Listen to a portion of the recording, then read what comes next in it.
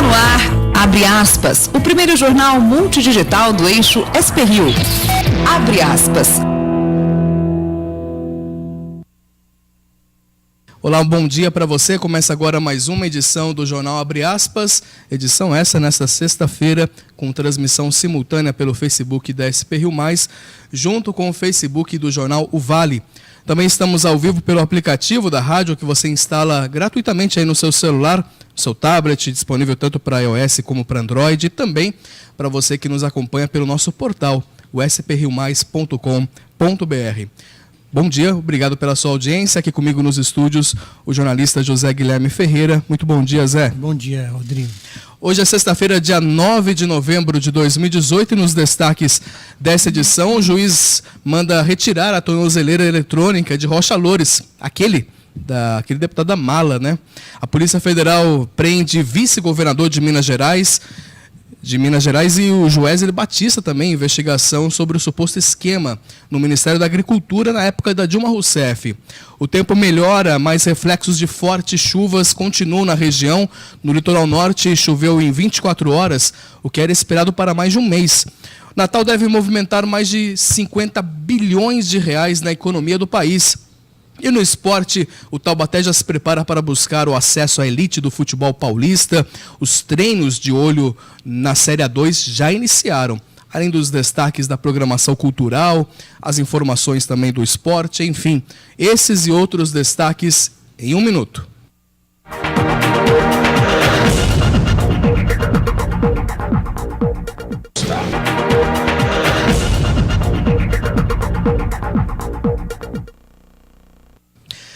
Mais uma vez agradecendo a sua audiência, a sua companhia aqui, lembrando que você pode interagir conosco, deixando aí nos comentários a sua sugestão de notícia, enfim, fique à vontade, tanto na transmissão nossa do Facebook da SP-Rio+, como também do Facebook do Jornal Vale.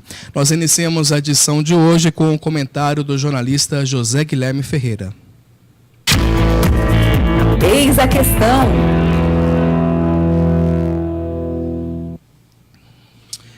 A política do papel é diferente da política real. A política do discurso é diferente da política prática. Estão relacionadas sim, mas não são a mesma coisa. E não adianta ficar somente bradando aos quatro ventos que se é contra a política do toma lá da cá.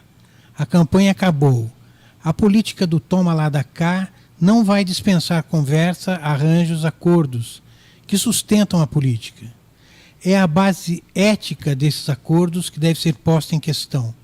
Não podem ser conchavos, não podem ser fruto de chantagem. O presidente eleito Jair Bolsonaro anda arrastando as asas para quem?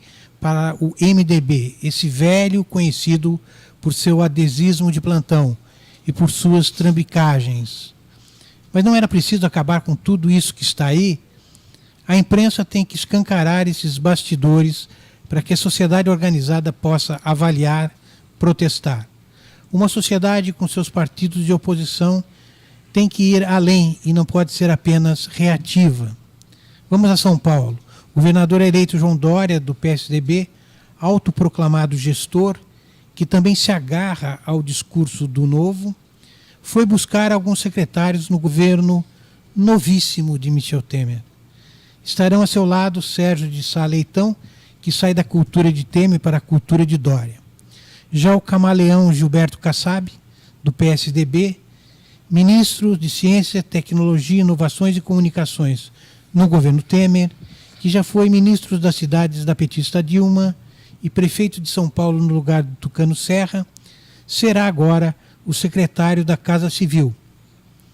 Kassab não é só novo, entre aspas, é réu em um processo de Caixa 2. Eis a realidade da política e todos os seus cinismos. O vice-governador de Minas Gerais, Antônio Andrade, do MDB, os executivos da JBS, Joesley Batista e Demilton de Castro, e o deputado João Magalhães, do MDB de Minas, foram presos hoje em uma operação que investiga um suposto esquema de corrupção no Ministério da Agricultura durante o governo da presidente Dilma Rousseff. A operação Desdobramento da Lava Jato foi batizada de Capitu e é baseada na delação do doleiro Lúcio Funaro, apontado como operador do MDB. Segundo as investigações, havia um esquema de arrecadação de propina dentro do Ministério da Agricultura para beneficiar políticos do MDB que receberiam dinheiro da JBS que pertencem aos irmãos Joesley e Wesley Batista, em troca de medidas para beneficiar as empresas do grupo. O juiz Jaime Travassos Sarinho, da 15ª Vara Federal de Brasília, determinou ontem a retirada da tornozeleira eletrônica de Rodrigo Rocha Loures, que é um ex-deputado federal e ex-assessor especial do presidente Michel Temer. Segundo o juiz, a decisão foi tomada porque Rocha Loures já foi interrogado e colaborou com as investigações. O Ministério Público concordou com a retirada da tornozeleira e agora caberá à Polícia Federal retirar esse equipamento. Após a decisão, o advogado de Rocha Loures, o César Roberto Bittencourt, ressaltou que o cliente não cometeu infração no período em que foi monitorado. No ano passado, Rocha Loures foi flagrado, ficou conhecido aí por ter recebido uma mala com R$500 mil da JBS. Segundo o Ministério Público, esse dinheiro seria propina para o presidente Temer, que sempre negou. 7 deputados estaduais do Rio de Janeiro foram presos em uma operação da Polícia Federal. Eles são acusados de lotear cargos públicos em troca de propinas durante o segundo mandato do governo Sérgio Cabral, entre os anos de 2011 e 2014. Os agentes da Polícia Federal foram cedo para as ruas e apreenderam dinheiro em espécie e documentos na casa de suspeitos, na Assembleia Legislativa do Rio, a Alerj, e no Palácio Guanabara, sede do governo estadual. Os deputados presos foram André Correia, do DEM, Chiquinho da Mangueira, do PSC, Coronel Jairo, do Solidariedade, Luiz Martins, do PDT, Marcelo Simão, do Partido Progressista, Marcos Abraão, do Avante e Marcos Vinícius Nescau, do PTB. Além deles, Edson Albertassi e os ex-presidentes da Alerj, Jorge Pisciani e Paulo Melo, todos do MDB, já estavam presos há um ano por corrupção. Ao ser levado à Superintendência da Polícia Federal no Rio na manhã de hoje, o deputado André Correia falou rapidamente com jornalistas e disse ser inocente. Eu estou tão tranquilo que nem advogado tem. As investigações mostraram que durante o segundo mandato do ex-governador Sérgio Cabral, entre 2011 e 2014, foram desviados pelo menos R$54,5 milhões para o pagamento de propina a parlamentares para que atuassem em defesa dos interesses da organização criminosa, chefiada pelo próprio governador. As autoridades, no entanto, acreditam que os valores sejam ainda maiores. Além disso, órgãos públicos estaduais, principalmente o Detran do Rio, eram loteados aos deputados envolvidos no esquema, que também indicavam nomes para cargos em empresas terceirizadas contratadas pelo governo. Para os investigadores, há indícios de que as irregularidades sejam praticadas até hoje, mas eles destacaram que o atual governador do Rio, Luiz Fernando Pezão, não está sendo investigado. Nós temos um esquema recorrente de pagamento de propina.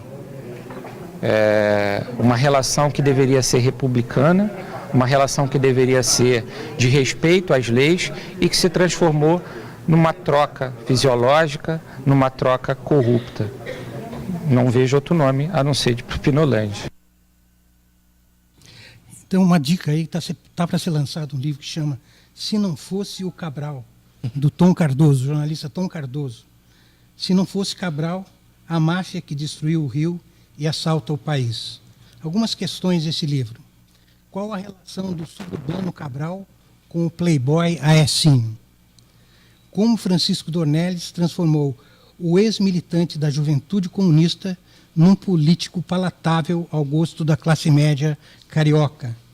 Como Lula e Cabral minaram a ascensão de Lindenberg Farias e outras jovens lideranças petistas? Por que Dilma odiava Cabral e o impediu de chegar à presidência? Esse é o livro do Tom Cardoso. Agora, pela parte da manhã, o presidente eleito, o Jair Bolsonaro, deve se reunir com embaixadores da Argentina e da Alemanha no Brasil. O encontro irá ocorrer no condomínio onde ele mora, lá no Rio de Janeiro. Ontem ele discutiu o futuro das contas públicas para 2019 com a equipe de transição, que teve uma agenda bem cheia. Foi mais um dia cheio para a equipe de transição do governo. De manhã, o próximo ministro do Gabinete de Segurança Institucional foi ao apartamento do presidente eleito e, antes de subir, disse que a decisão do Senado, que aumentou o salário dos ministros do Supremo Tribunal Federal, não foi uma derrota para o governo Bolsonaro, mas admitiu que o gasto a mais preocupa. Com o efeito cascata que ele vai gerar, reajustando o salário de juízes e promotores, o aumento deve chegar a 4 bilhões de reais por ano. É uma preocupação até pelos gastos que foram anunciados. As privatizações e o ajuste fiscal também foram discutidos aqui hoje. Teve uma reunião geral e encontros temáticos, em que assuntos específicos são discutidos. Além disso, como presidente eleito, Jair Bolsonaro recebeu pela primeira vez a futura ministra da Agricultura, que aqui embaixo, para os jornalistas, falou principalmente sobre a reforma da Previdência. A minha posição é favorável. Um tema polêmico, mas ele é um tema importante e necessário para o país. Só que este ano, a proposta de emenda à Constituição que tramita no Congresso não vai ser votada. É o que garantiu o governador eleito do Rio de Janeiro, logo depois de conversar com Jair Bolsonaro. A reforma da Previdência deve ser apenas na parte infraconstitucional, portanto, é mantida a intervenção até dezembro e a execução dos 1 bilhão e 200 milhões de reais para o fortalecimento das estruturas da Polícia do Rio de Janeiro, de forma que fiquei muito feliz. Já a preocupação com a segurança levou o futuro ministro Sérgio Moro ao Ministério da Justiça. Lá, ele recebeu informações sobre a pasta e defendeu uma das pautas da campanha de Bolsonaro: mais rigor na progressão do regime. É inequívoco que existe no sistema carcerário muitas vezes um tratamento leniente, a meu ver, para crimes praticados com extrema gravidade. Casos de homicídio qualificado de pessoas que ficam poucos anos presos em regime fechado. Para esse tipo de crime tem que haver um endurecimento. Muito bem, a seguir você confere as informações da previsão do tempo, como é que está a situação das rodovias litorâneas e também informações regionais, agora 9h23.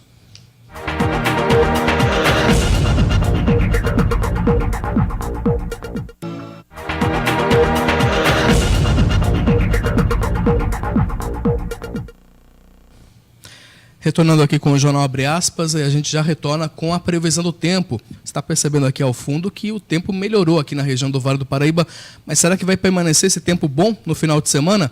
As informações com o Caio Souza. Fala, Caio.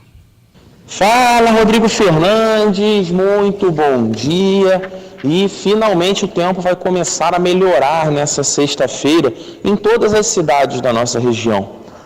Depois de uma quinta-feira complicada, de bastante chuva e problemas, principalmente na região do litoral norte, hoje o sol vai se fazer mais presente, as temperaturas vão subir e as chances de chuva ficam restritas ao período da tarde, onde podemos ter sim algumas pancadas isoladas, mas a princípio não temos previsão de chuva com a intensidade que vimos ontem, né?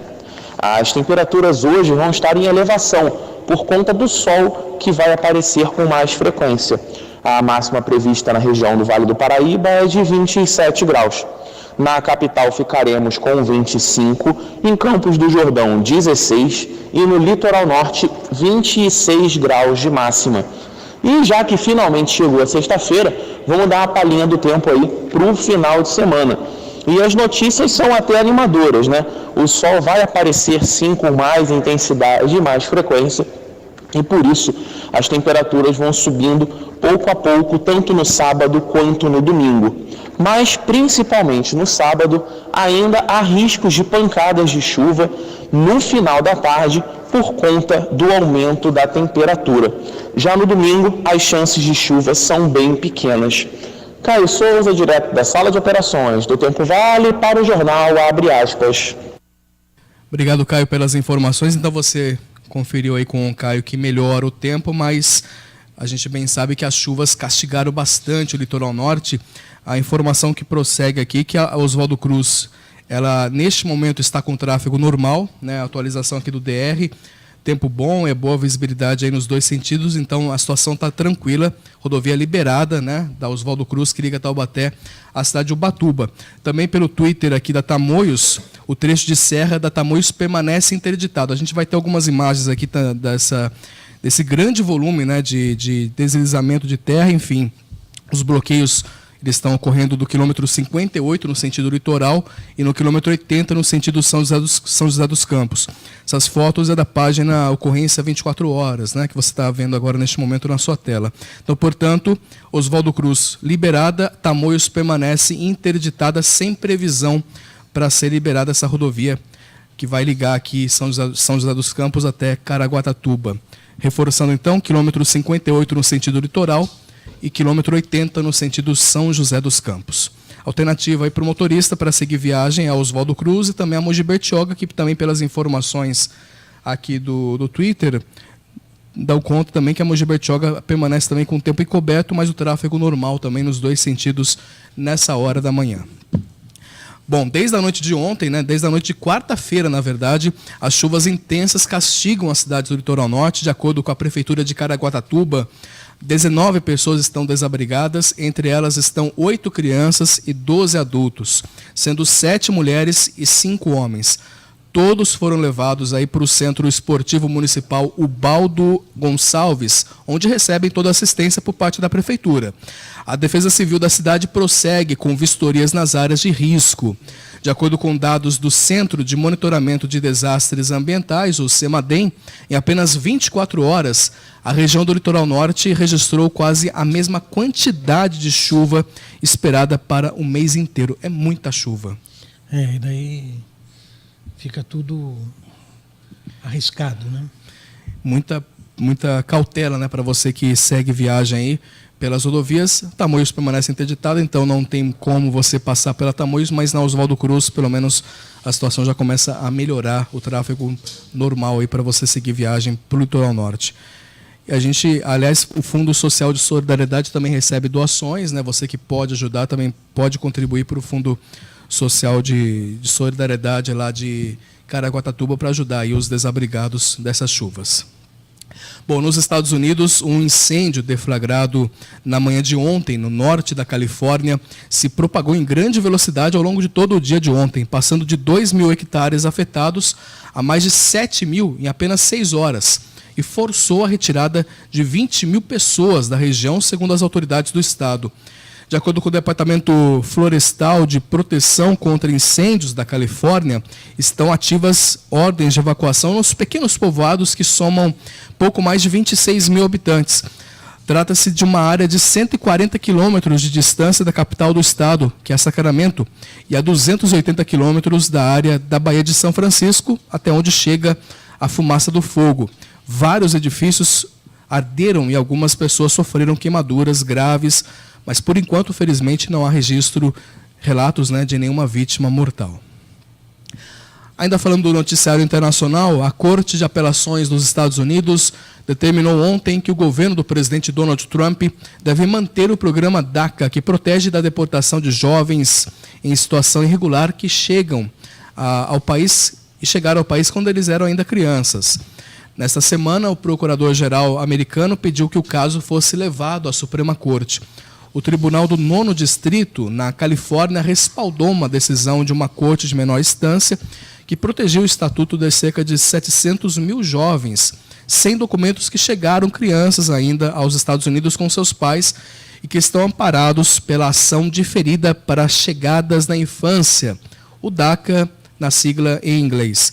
Esse DACA foi criado em 2012, ainda na gestão do ex-presidente Barack Obama. A seguir, as informações regionais.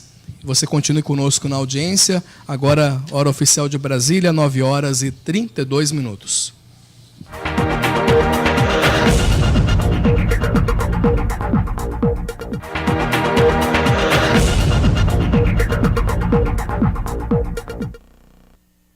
Continuando com o Jornal Abre Aspas, e vamos então aos indicadores econômicos. Na sua tela aí as cotações das moedas, depois de oscilar entre duas altas seguidas e uma queda na quarta-feira. A cotação da moeda norte-americana, o dólar, encerrou ontem instável, cotada a R$ 3,73 para a venda. O dólar turismo fechou cotado a R$ 3,90, se mantendo instável. E o Ibovespa, né, o índice da B3, encerrou em baixa de 2,39%. A Receita Federal abriu hoje as consultas ao sexto lote, agora há pouco, a partir das 9 horas da manhã, ao sexto lote do Imposto de Renda das Pessoas Físicas de 2018. Esse lote também inclui restituições residuais de 2008 a 2017. Ao todo, serão pagos quase R$ 2 bilhões a mais de 1.142.000 contribuintes no dia 16 de novembro. A Receita Federal recebeu 29.269.987 declarações do imposto de renda dentro do prazo legal deste ano, um número acima da expectativa inicial de receber 28.800.000 declarações em 2018. No mês passado, a Receita informou que foram notificados, por meio de cartas, cerca de 383 mil contribuintes que caíram na malha fina do ano de 2018. As consultas podem ser feitas pelo site da Receita, que é o receita.fazenda.gov.br, e também é possível fazer a consulta por meio do aplicativo para tablet e smartphones. Você está esperando ansiosamente uma... Não. A minha mãe está. Então, a minha mãe está contando ali nos dedos. Um dinheirinho a mais vai bem, né? Então vamos consultar. Eu quero consultar também. A partir de agora já está liberada, então, essa consulta para você poder fazer essa consulta aí no site e também nos aplicativos. Mais de 110 milhões de brasileiros pretendem comprar presentes de Natal, segundo uma pesquisa feita pelo SPC e pela Confederação Nacional de Dirigentes Lojistas. O movimento de final de ano, que já começou, aquece a economia. Ainda falta 1 mês e meio para o Natal, mas o comércio já está no clima da comemoração. Oswaldo vende artesanato numa cidade do interior e veio a São Paulo comprar enfeites para a loja dele. O ano passado também fizemos a mesma coisa e deu resultado. Esse ano vão enfeitar mais ainda. A procura por presentes também já começou, principalmente para quem quer controlar os gastos. A gente vai de loja em loja, né? Ver a média de mercado, inclusive os preços estão baixando, né? Tá pesquisando o preço? Tô. E como? Tô desde de manhãzinha aqui. A maioria dos brasileiros quer presentear nesse Natal. É o que mostra uma pesquisa feita pelo Serviço de Proteção ao Crédito e pela Confederação Nacional de Dirigentes Lojistas. Mais de 70% dos entrevistados disseram que querem comprar presentes. É mais ou menos a mesma porcentagem de 2017, mas aumentou o número de pessoas que dizem que vão gastar mais agora do que no Natal passado. Existe um otimismo em relação à melhoria da economia para o ano de 2019. Então, o aumento do percentual das pessoas que pretendem gastar mais indica isso. As compras de Natal devem injetar mais de 53 bilhões de reais na economia do país. Os comerciantes agradecem, mas os consumidores devem tomar cuidado para não ficarem endividados. Em primeiro lugar, o consumidor deve decidir o quanto pode gastar em casa. Quando ele está num ambiente controlado, ele consegue fazer as contas que comparam os seus ganhos e os seus gastos. Fazer uma pesquisa de preço sempre é muito interessante e quando ele for sair de casa, se possível, sair com dinheiro contado que cabe dentro do orçamento. Muito bem, falando aqui sobre a cidade de São José dos Campos, a inadimplência do consumidor aqui em São José recuou 0,3% no mês de setembro. A informação aqui acabou de ser veiculada aqui pela ACI, pela Associação Comercial e Industrial da cidade, aqui de São José dos Campos, e está informando aqui que realmente essa inadimplência teve esse recuo, né, na comparação mensal de setembro contra o mês anterior, de acordo com os dados da Boa Vista CSPC. Já no valor acumulado, a inadimplência diminuiu 0,7%, enquanto na variação interanual, mesmo mês do ano anterior, o indicador cedeu 0,7%. Uma outra informação também aqui que está no jornal Vale, que o mercado chinês ele começa a avançar e alcançou aí 30% de toda a exportação aqui na região do Vale do Paraíba. De cada 100 dólares exportados pela RM Vale, isso em 2018, 30 foram comprados pela China. E pela primeira vez, o país asiático ultrapassou os 30% do total vendido pela região. Os chineses compraram aí 2,9 bilhões de dólares de janeiro a outubro, 30,68% total exportado pela RM Vale. Os dados aí foram divulgados pelo governo, pelo Ministério do Desenvolvimento, Indústria e Comércio Exterior. É bom mostrar esses dados para o presidente eleito Jair Bolsonaro, né? Que pretende concentrar a sua atuação de política externa nos Estados Unidos, e tem que ver que a China é um grande parceiro comercial, assim como os países aqui da América Latina. E sem alterar o valor, a Prefeitura de São José dos Campos publicou ontem um novo edital para o leilão das Torres da Argon, lá, que são os 2 prédios abandonados aqui na Hora do Banhado, aqui na região central da cidade. Na última segunda-feira o leilão havia fracassado, aí, sem nenhuma proposta apresentada. O valor inicial foi mantido em 8 milhões, pouco mais de 8 milhões e 600 mil reais. A segunda apuração do jornal O Vale, essa notícia está também no jornal O Vale, a avaliação interna foi de que o pouco tempo entre a publicação do primeiro edital e a data do leilão, que ocorreu entre 18 dias, foi um dos empecilhos aí de não ter sido nenhuma proposta apresentada. Agora a Prefeitura estendeu para 30 dias o prazo até a sessão de lances. Uma informação complementar: cada uma das torres possui 17 pavimentos, quando prontas terão mandar para projetos de startups da cidade. Desde que eu era muito mais jovem, tem essas torres lá abandonadas. Bom, vamos mudar de assunto? Vamos falar de esportes agora. Após a eliminação na Copa Paulista para o Votuporanguense no último sábado, o Taubaté está de volta aos treinamentos visando a Série A2 de 2019, com o objetivo aí de manter parte da base que disputou o estadual e contratar aí reforços mais experientes. O técnico do Burrão, o Marcelo Martelotti, tem como primeiro desafio tornar o elenco homogêneo já no mês de dezembro, para que o Burro da Central consiga o acesso à elite do futebol paulista. Questionado aí sobre o esquema tático ideal, o técnico informou que espera ter ao menos 3 alternativas de jogo a partir dos reforços aí que deverão ser anunciados pela diretoria do clube e da renovação de contrato de alguns atletas. No mês de dezembro, de acordo com o clube, o grupo se dividirá em 2 tipos de treinamentos, com os profissionais e com a categoria sub-20, que irá intensificar as atividades para a disputa da Copa São Paulo de Futebol Júnior e também para a Copinha, né, que tem início aí na primeira semana de 2019. Boa sorte aí ao Burrão. E o final de semana chegando, né, Zé? E vamos de programação cultural, até porque ontem a gente comentou sobre o início do mês da música aqui em São José dos Campos. Trata-se da segunda edição de um evento promovido pela Fundação Cultural Cassiano Ricardo, junto, né, parceria com a Prefeitura de São José dos Campos, e como na primeira edição, realizada no ano passado, o evento tem como norte aí a diversidade musical, né, com estímulo à produção local e participação de músicos e grupos em destaque aí nos cenários nacional e internacional, como o Bexiga 70, a Orquestra Mundana Refúgio, entre outros, a Orquestra Jovem do Estado de São Paulo, enfim.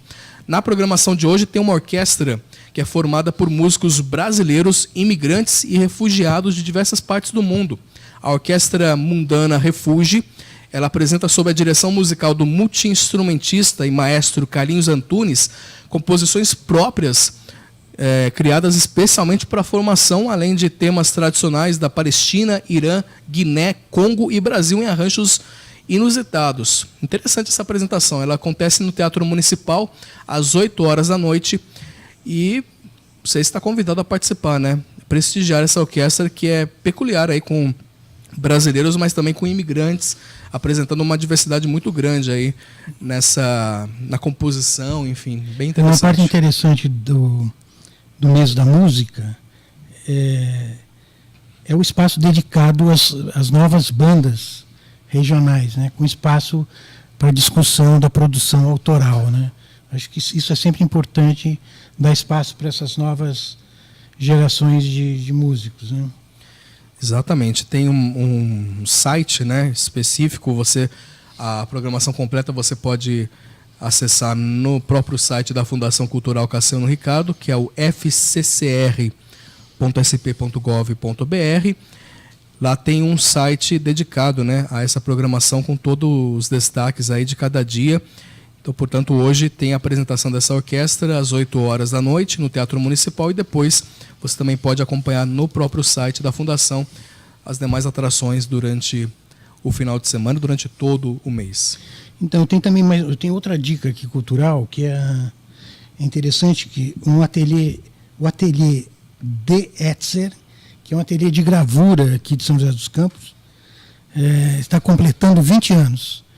Você sabe que 20 anos para um ateliê, para uma entidade, para uma organização de artistas que não conta com nenhum tipo de apoio institucional, é uma proeza, né? Então, o De Etzer, que em holandês significa o gravador, né? Está realizando uma exposição de gravuras, desenhos e pinturas justamente para comemorar esses 20 anos. Uma série de artistas fazem parte do De Etzer, que é comandado pelo Jorge Gutlich e Fábio Saped, né? A abertura dessa exposição comemorativa dia 10, né? Amanhã, às 20 horas. O ateliê De Etzer fica na Avenida Rui Barbosa, 2225, em Santana.